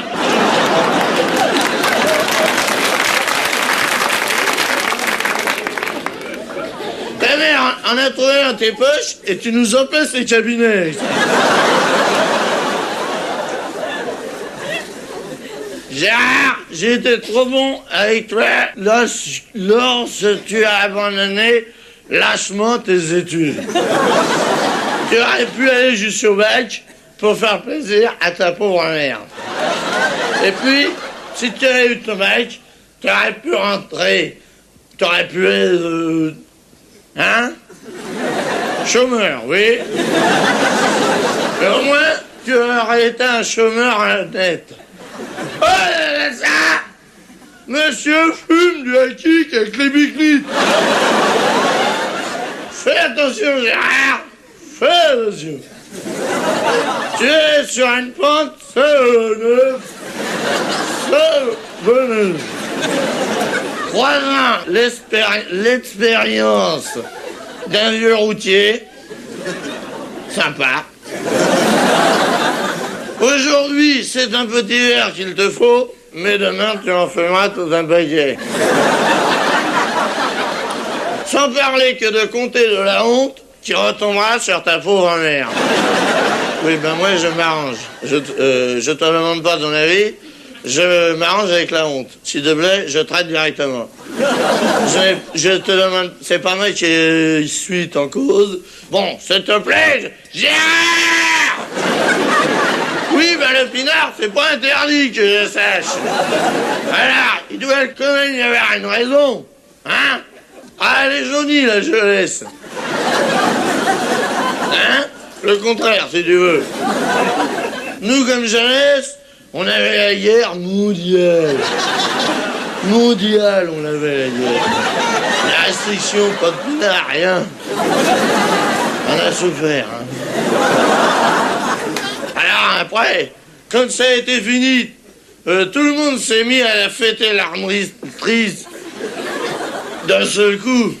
Alors on a bu pour fêter la victoire. Alors les vignerons se sont dit, tiens, ça marche, ça a fait de l'excédent.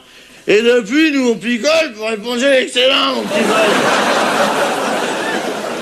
On rend service à la France. On est en service. On est patriotes. Tu peux pas comprendre que t'es pas patriote avec ton hakik. C'est quand même pas mon fils drogué qui va me reprocher à moi d'être patriote. En blague. Quand on a vu qu'on avait perdu la guerre, on s'est dit, on va faire des gosses, on aura fait un con la prochaine fois. Regarde, ils sont là, des bicnites. Ils veulent pas la faire, la guerre. Même les jeunes Allemands, ils veulent pas la faire, il paraît. Mais tu vas voir dans quelle merde on est. Les jeunes, je vous comprends pas. Voilà. Quand on n'est pas cool, on est speed. Et quand on n'est pas fric, vous flippez.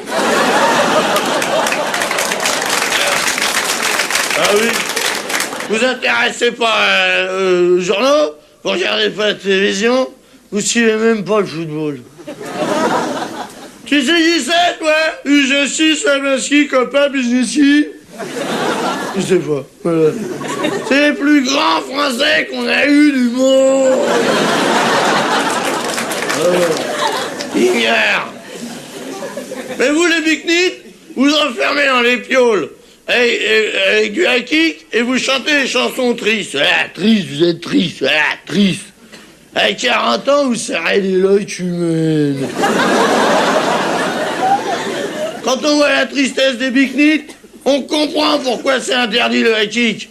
Et on s'est dit que le pinard, ça devrait être obligatoire. Ah ben heureusement qu'on vous a pas attendu en 40. Elle a été jolie, la France aujourd'hui, tiens. Coluche et le fameux Moi le Pinard, je trouve que ça devrait être obligatoire. Un sketch qui est resté dans la légende.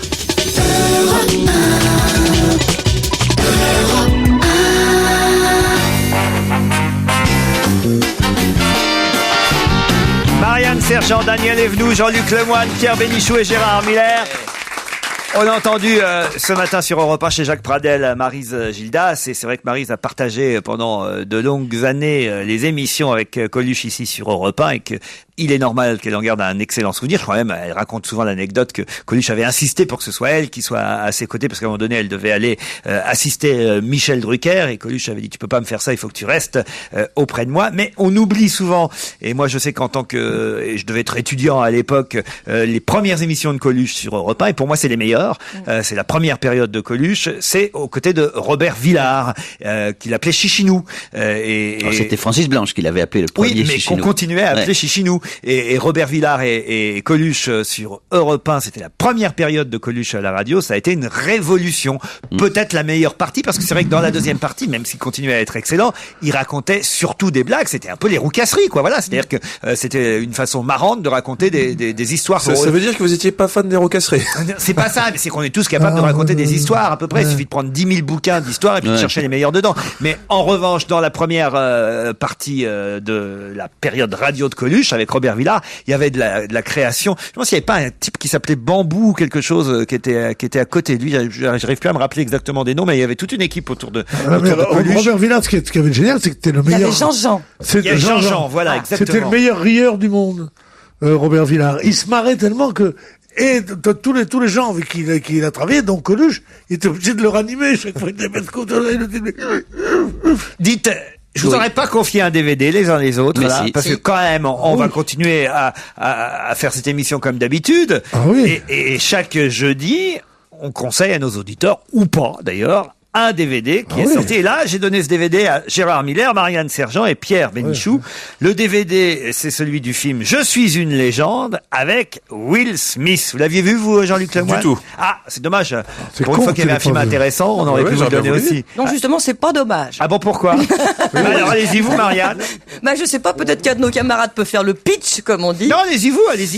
Ah, ouais, d'accord. Bah, c'est un peu, Non, je ne suis pas cliente, donc voilà. J'ai appelé mon fils qui a 17 ans en catastrophe hier pour lui dire, est-ce que t'as vu ce film? Est-ce que toi, à ton âge, ça te plaît? Parce que moi, vraiment, c'est le genre de truc qui m'emmerde. Mais vraiment, là. D'abord, c'est très lent, et puis tout d'un coup, il y a des poussées de vapeur où ils se mettent à faire des tas de trucs, des histoires de bagnoles, des méchants qui arrivent. Il y a des mutants, quand même. Oui, il y a des mutants qui sont très vilains. Je comprends pas le propos. Je sais pas pour qui c'est fait. Je vois pas l'intérêt du truc. De temps en temps, il prie Dieu. À la fin, on s'aperçoit que c'est Dieu qui a fait le mauvais coup, finalement, puisque tout le monde est détruit, mais qu'on lui donne quand même de l'espoir. Je comprends absolument pas l'intérêt de faire ce genre de film. En plus, il est tout seul. Ça fait, enfin, à part les méchants qu'on descend à la brouette, toujours pareil. Allez hop, on tire dedans. Le mec vit avec sa Kalachnikov sous l'oreiller. Enfin, vraiment, un moment, son chien, qui était son bon chien, il est tout seul avec le chien, tout ça. Et puis, évidemment, le chien est mordu par la rage. Alors, il faut qu'il descende son propre chien. C'est une horreur. On va nous chercher de la sentimentalité de bas étage. Pour moi, c'est à chier. Non. Vous n'avez pas été sensible au message contenu dans ce film que mon ami Gérard Miller. Comme je l'ai pas vu, je vais jouer le. Comment ça, vous l'avez pas vu? Bah, je l'ai pas vu. Tu savais pourquoi? Non. J'ai été attaqué par les Martiens. Qui sont des mutants. DVD, là, j'ai sûrement. Regardez mon dossier, mon beau dossier, parce que les chroniqueurs doivent travailler, vous savez, de temps en temps dans cette émission. Et là, je vois marqué DVD donné et vu par Miller, Bénichou, Sergent. Alors, moi, je l'ai vu. Le pitch est très simple, c'est évidemment un des classiques du film d'anticipation de science-fiction, un homme qui après une catastrophe X se retrouve seul à New York. Et ce film a battu tous les records de recettes à l'époque parce qu'il y a des images de New York inouïes. C'est-à-dire que le scénario est très mince, la fin est ridicule, mais il y a quand même un certain nombre de scènes, pour ceux qui comme moi aiment ce type de film, absolument sublissimes. C'est-à-dire voir New York quand on aime les villes américaines, voir New York absolument déserte avec un peu partout des plantes sauvages, des animaux sauvages dans New York, c'est très très beau. Ça vous aura échappé, ma pauvre Marianne. Alors évidemment l'histoire est très mince parce sur le grand écran, on a que Will Smith et son chien Et puis un certain nombre de mutants, les trucages sont pas mal avec les mutants, mais c'est surtout les rues de New York, c'est surtout les immeubles déserts, c'est surtout cette ambiance qu'on connaît des États-Unis sans personne, je trouve ça plutôt réussi. Alors à part ça, la fin est ridicule, mais quand même rien que pour ces images, disons une demi-heure d'images de villes américaines désertes avec Will Smith roulant à toute vitesse dedans, c'est quand même très réussi. Pierre ? C'est un grand classique. Le type qui se retrouve tout seul, genre seul au monde. Il n'y a plus un seul vivant sur Terre, il est là tout seul. Il y avait un film génial. Il y avait un film génial. Je sais plus comment ça s'appelait. C'est un type qui est tout seul, c'est le dernier homme vivant dans une ville rasée. Ben non. Le dernier des Mohicans. Alors il est là et puis d'un coup il rentre dans les magasins, il prend des trucs, il bouffe et il s'ennuie. Mais c'est exactement ça. Il y a des scènes où notamment Will Smith rentre dans des magasins qui sont très très belles scènes. Au moment où il se truc, il prend son revolver et il se suicide. Il se loupe, mais enfin il va mourir quoi, tu vois. Et tu sais ce qu'il entend ? Un téléphone qui sonne. Donc il n'était pas seul au monde, donc il fallait vivre. Tu comprends ? Comment il s'appelait ce film ? Ce film, comment il s'appelait ? C'est Maurice qui m'avait amené le voir, mais le titre du film, je ne me souviens plus. Tout à l'heure, on a évoqué Robert Lamoureux en disant qu'effectivement Robert Lamoureux aussi avait été un pionnier. On va vérifier si ça ressemble un peu à ce qu'a fait Coluche avec un des sketchs de Robert Lamoureux qui s'appelait Voyage en Italie. Il y a peut-être des gens parmi vous qui ont été visiter l'Italie. Moi j'ai envie, personnellement, j'ai visité l'Italie, j'ai vu tout Rome. Tout ce qu'on pouvait voir à Rome, je l'ai vu. Tout ce qui est gratuit, je suis entré et vraiment, je peux dire que je connais Rome. J'ai vu tous les vieux monuments à Rome, tous les vieux monuments. Puis je vous parle, moi, des monuments qui datent des vieux empereurs. Jules, César, Fanny, tout. J'ai vraiment tout vu là-bas. Je vous dis, moi j'ai vu Rome, Rome est très abîmé. À Rome, ils ont un grand cirque en pierre, vous savez, ils appellent ça le Colisée. Moi, je leur ai dit aux Italiens, votre cirque, mais il tombe en ruine. Vous venez en France, des cirques, on en a, c'est autre chose que ça. Verrier Pinder. La Pinder, c'est jeune, ça vit, on le sent. Faut d'ailleurs avoir le nez bouché pour pas le sentir, mais enfin... C'est comme moi, on m'avait dit, si tu vas à Rome, tu passes par Naples, tu passes par Florence, tu passes par Meusan, et puis une autre ville où qui fabrique du Hollande. Déçu, c'est comme la tour de Pise. On m'avait dit, va voir la tour penchée de Pise, va voir la tour. Je l'ai vue, la tour penchée de Pise. Déception. Elle pense, oui, d'accord, mais que d'un côté. Alors on regarde, on dit, elle va peut-être tomber sur la gueule d'un touriste, mais enfin, ça valait pas le coup. C'est comme on m'avait dit, le Vatican, va voir le Vatican, va vivre. Déception.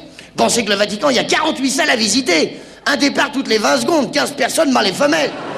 Alors à ce train-là, si vous avez un œil de verre et une jambe de bois, vous êtes paumé, on n'en trouve plus. Moi, j'ai vu un bonhomme qui était perdu dans le Vatican depuis 1928. Et croyez-moi, 30 ans au Vatican, quand on n'a rien à y foutre, c'est long. Encore quand on est pape. On bricole, on fait des bulles, mais... faut tenir. C'est comme on m'avait dit, l'italien, c'est facile à apprendre. C'est pas vrai. Moi, je prends un taxi, pas de sous pour payer. Alors, j'essaie d'expliquer au chauffeur, pas de sous, peut pas... Et je voyais bien qu'il comprenait pas, parce que plus je disais, peut pas payer, plus il faisait si.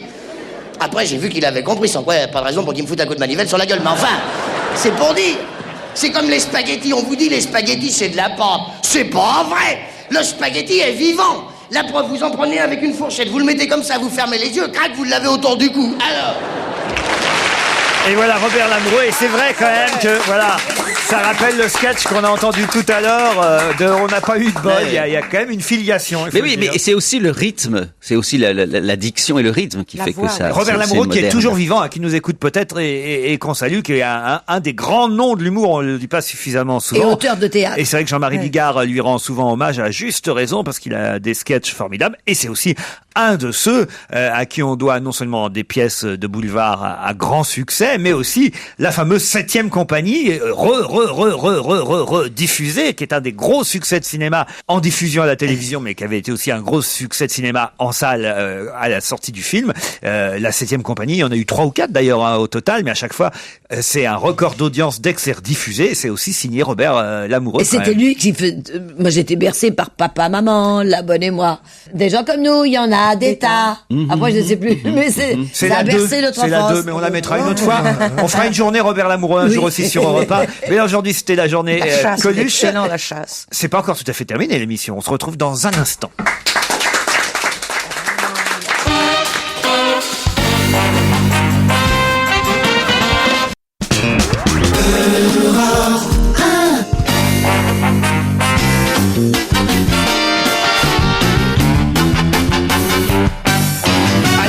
petite question avant de partir. Il n'y en a pas eu beaucoup aujourd'hui, c'est normal. On a beaucoup parlé de Coluche. Que se passera-t-il sur l'esplanade des Invalides le 13 septembre prochain? C'est 2 jours après le 11. Ah, la messe du pape. La messe de Benoît XVI. Bonne réponse de Jean-Luc Lemoyne.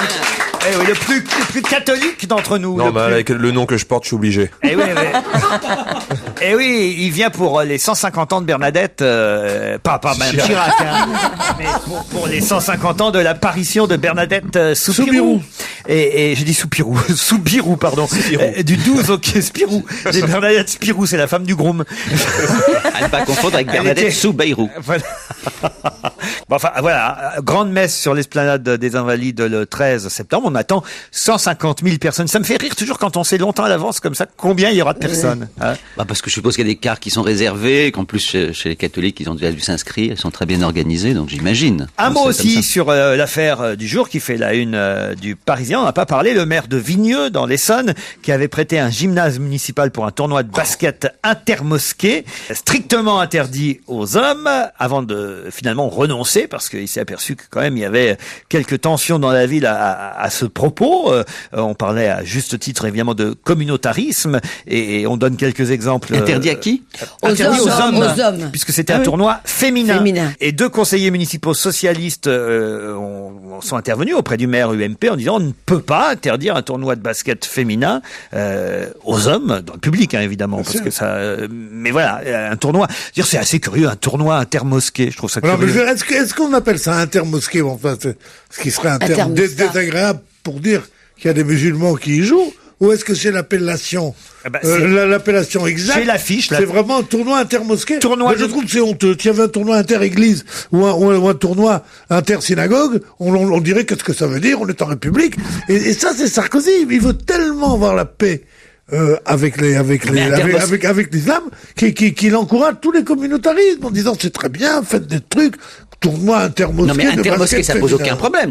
Excuse-moi, intermosqué ou inter-église, on s'en contrefou. Là, ce sont les hommes qui sont interdits. Pourquoi? La question simplement, c'est est-ce qu'on peut faire des manifestations publiques avec des interdits aussi discriminants, c'est tout. Là, j'ai l'affiche, hein, le programme du spectacle, enfin du tournoi de basketball féminin intermosqué, ville du 91, Vigneux, Corbeil, Évry, Arpajon, au profit du comité de bienfaisance et de secours aux Palestiniens, dimanche 29 juin à 10h, au gymnase de l'Aune Vigneux-sur-Seine, entrée du gymnase réservée aux femmes exclusivement. Voilà. Non mais là ce qui est choquant c'est que c'est pas dans un lieu parce que dans les lieux de culte si je ne me trompe il y a un certain nombre d'endroits. Non là, mais là c'est dans un gymnase. Dans un gymnase, c'est ça que ça pose quand même un certain nombre de problèmes. Finalement le maire de Vigneux a renoncé, à mon avis il devait pas être très bien au courant de ce qui se passait exactement, mais si le tournoi a lieu, en tout cas les hommes manifestement pourront assister aux jeux et aux matchs de basket où les femmes joueront. On se demande même de la part du maire si c'est pas un truc publicitaire, parce qu'on n'aurait jamais parlé de ce machin, de ce match qui a lieu dans une banlieue